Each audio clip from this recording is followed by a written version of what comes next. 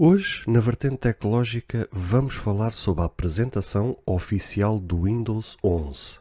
Irá este sistema operativo gerar alguma controvérsia quando for lançado?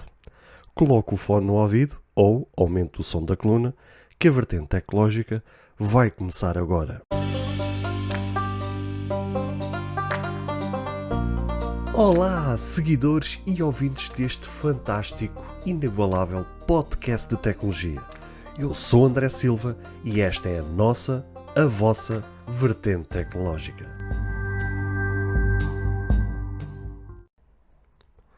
Se você ainda não ouviu falar sobre Anchor, é a maneira mais fácil de fazer um podcast. Deixe-me explicar.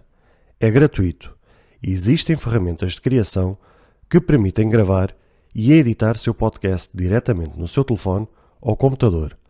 Anchor distribuirá seu podcast para você, para que ele possa ser ouvido no Spotify, Apple Podcast e muito mais. Você pode ganhar dinheiro com o seu podcast sem um ouvinte mínimo. É tudo o que você precisa para fazer um podcast em um só lugar. Baixe o aplicativo Anchor gratuitamente ou vá a anchor.fm para você começar.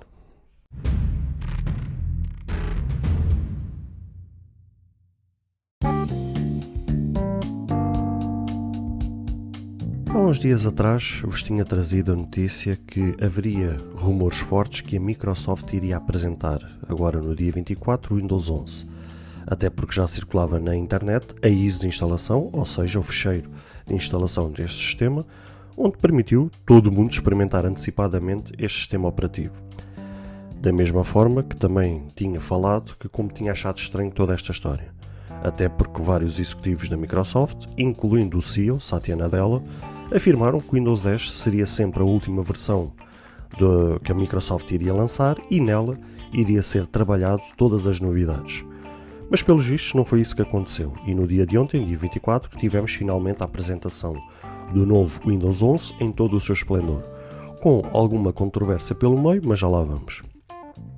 Tal como disse, foi a apresentação então do novo Windows 11 que veio substituir um longo reinado do Windows 10 e falamos propriamente de 6 anos de reinado, onde trouxe um novo design, uma nova store de aplicativos e a integração total com aplicativos Android, e talvez esta seja uma das grandes novidades.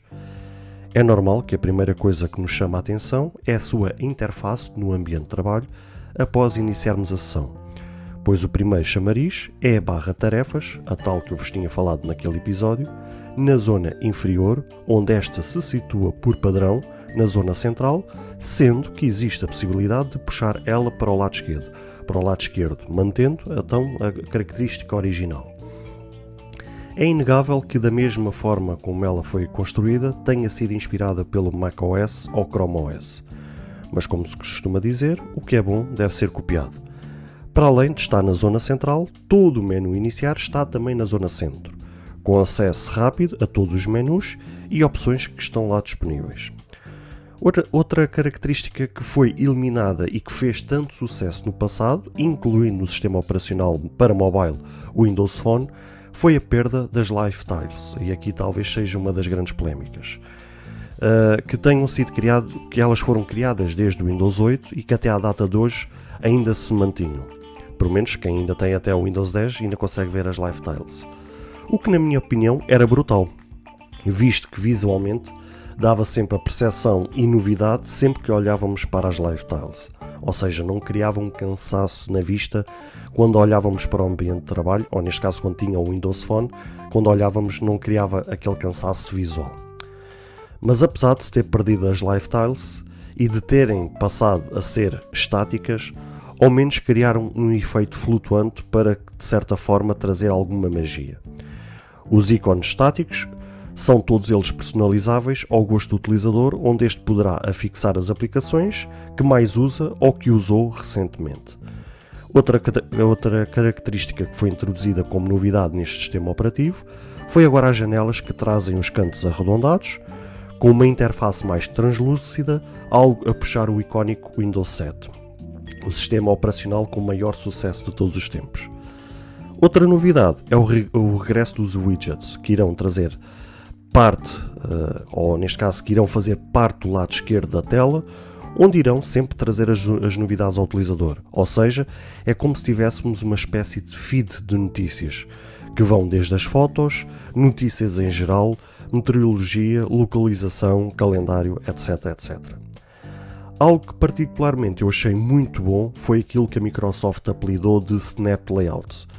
Isto nada mais é que a possibilidade do utilizador definir o posicionamento das aplicações em aberto em simultâneo, o que vai desde duas aplicações abertas, lado a lado, com o mesmo tamanho, ou uma maior e outra mais pequena, ou três abertas ao mesmo tempo, sendo que uma poderá ser maior e as outras duas mais pequenas, e por aí fora.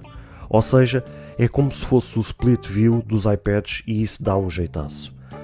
A grande vantagem desta possibilidade vai para a oportunidade que na próxima vez que o utilizador iniciar a sessão, vai ter as janelas das aplicações na mesma posição que as deixou, o que vai ser brutal para quem usa vários monitores, desde quem usa para ambientes corporativos ou até mesmo quem faz edição de vídeo e por aí fora. Claro que dentro dos menus a interface manteve-se, o que permitiu à Microsoft manter os esforços de aprimorar o desempenho de todo o sistema operativo e manter as atualizações em segundo plano, sem grande sacrifício para o sistema. A grande novidade foi para a loja de aplicativos da Microsoft Store, que tem toda uma repaginação, onde agora esta vai ser mais intuitiva, com o foco 100% nas aplicações, onde a Microsoft anunciou o suporte total para aplicações desenhadas para o sistema operativo da Google, o Android. Elas vão ser distribuídas pela Amazon App Store, com a possibilidade de procurar na app preferida diretamente no Windows 11. Por fim, eles não anunciaram a data em concreto para o lançamento deste Windows, mas ficou a promessa que irão lançar e disponibilizar para todos os utilizadores no outono deste ano, ou seja, 2021. E a maior novidade que eu achei brutal é que será gratuito para quem quiser instalar e quem dispõe do Windows 10. Quando esta atualização chegar, ninguém vai ter que fazer nada, sendo que ela irá chegar via Windows Update como se fosse uma atualização normal. Para quem é utilizador beta e faz parte do programa Windows Insider, receberá já na próxima semana a primeira versão do sistema, o que será provavelmente a versão que já estava a circular na internet. E este, meus amigos, caros ouvintes, foi algo que eu já vos tinha trazido no outro episódio. Já havia fortes rumores e eram rumores praticamente certos, visto que aquele tal fecheiro ISO já andava a circular na internet e, como é óbvio, vários sites de notícias, vários canais de YouTube pegaram nessa ISO e instalaram para conseguir perceber aquilo que já estava a ser disponibilizado, e isso na altura gerou uma treta tão grande que obrigou a própria Microsoft a chegar aos meios de comunicação onde esta ISO tinha sido distribuída para bloquear a disponibilização dessa ISO. Ou seja, isto obrigou a gigante americana, né, a Microsoft, a meio que a fazer um ultimato aos sítios onde esta ISO estava disponibilizada, a bloquear para não... ou seja, eles tinham um anúncio para 24 para anunciar a todo mundo algo inédito, algo tão diferente como foi, e no entanto essa ISO já estava a circular por todo o mundo. Várias pessoas, milhões de pessoas acabaram por pegar nesta ISO e instalar nos seus computadores, e o que criou, ou seja, aquele efeito surpresa acabou por ir para o saco, ou seja, acabou por se perder. E, ou seja, no lançamento no dia de ontem acabou só por se confirmar aquilo que já as pessoas andavam a mexer e que, como eu ainda agora disse, acabou pelo aquele efeito surpresa, acabou por cair por terra. E isto tem sido uma grande guerra que as grandes empresas, nomeadamente a Microsoft, a Apple, a Google, têm combatido nos últimos anos, que é, de certa forma, apertar com as pessoas que trabalham direta ou indiretamente com estas empresas, a criar cada vez mais uma restrição e a assinar termos de confidencialidade, de forma a que não haja estas fugas de informação, porque isto, parecendo que não, se houver fugas de informação daquilo que a própria empresa está a trabalhar, essa informação vai chegar à concorrência e depois cria-se aquele problema que vocês já sabem. E então estas grandes empresas têm já há alguns anos de se batido com este problema e têm cada vez mais apertado, nomeadamente até a Apple. Têm saído notícias recentemente que eles estão a apertar cada vez mais com as fabricantes, com as marcas com quem trabalham, com as pessoas com quem trabalham, para não haver fugas de informação. Mas de facto esta que aconteceu com a Microsoft foi demais. Ou seja, é que não estamos a falar de um rumor sobre uma funcionalidade que está no sistema operativo.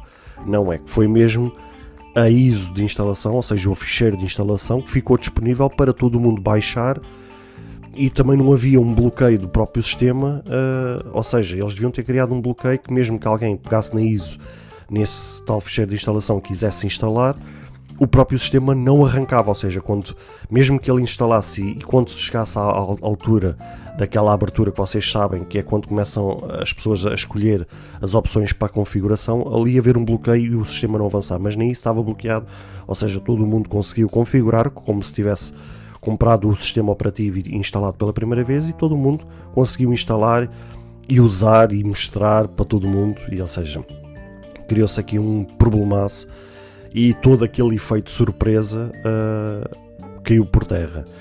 Mas ainda assim, eles lançaram ótimas novidades. Talvez a maior de todas foi mesmo esta da integração com aplicativos de Android. Meio que o Satya Nadella também já deu uma entrevista, meio que a estender a passadeira para a Apple, com as aplicações dela poderem ser disponibilizadas lá, nomeadamente até o iMessage, o que seria realmente brutal, porque visto que o FaceTime com o iOS 15 vai ser possível através da web usar-se no Windows ou até mesmo no Android, mas também era porreiro ter na Microsoft Store a própria aplicação do FaceTime para usar-se em forma de aplicativo e não em forma web. E meio que ele já estendeu assim passadeira, mas dificilmente a Apple irá fazer isso, a não ser por conta das polémicas do antitrust, que ela meio que seja obrigada a disponibilizar isso, que é para não criar mais confusões para o lado dela. Teve então essa novidade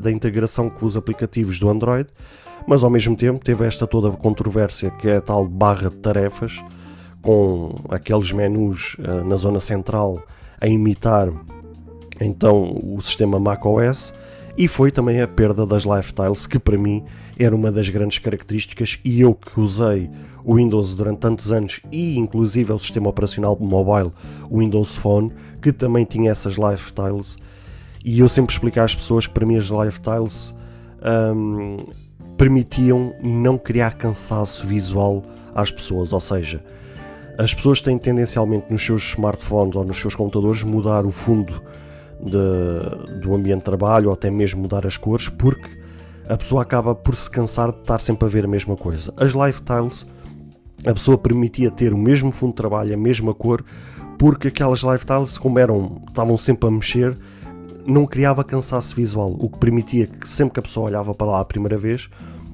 ou mesmo várias vezes, era como se estivesse a ver aquilo pela primeira vez, ou seja, não criava cansaço. E eles agora perderam, ou seja, mataram de vez as lifestyles.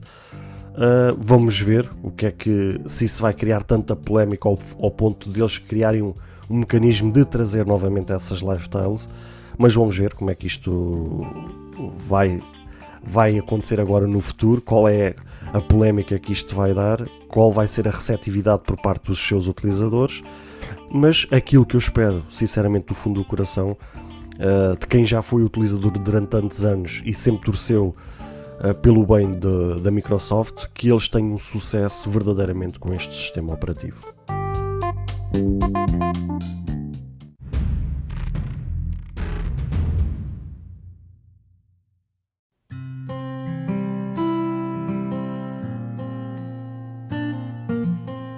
Bem, caros ouvintes, chegamos ao fim de mais um episódio. Espero que cada um de vós tenha gostado. Se de facto gostaram deste episódio, passem no Apple Podcast e avaliem e comentem este podcast. Ou se a vossa plataforma de podcast permitir fazer alguma avaliação, então peço que o possam fazê-lo, para que seja recomendado nas pesquisas e chegue a mais pessoas. Se vocês quiserem ser apoiantes deste projeto, basta aceder ao link que está na descrição deste ou de qualquer outro episódio. Caso tenham alguma dúvida ou queiram fazer alguma crítica, seja ela positiva ou negativa, ou até mesmo queiram sugerir algum tema para que seja falado no futuro em algum episódio, todos os contactos estarão na descrição de cada episódio, incluindo este. Beijos e abraços e até ao próximo episódio.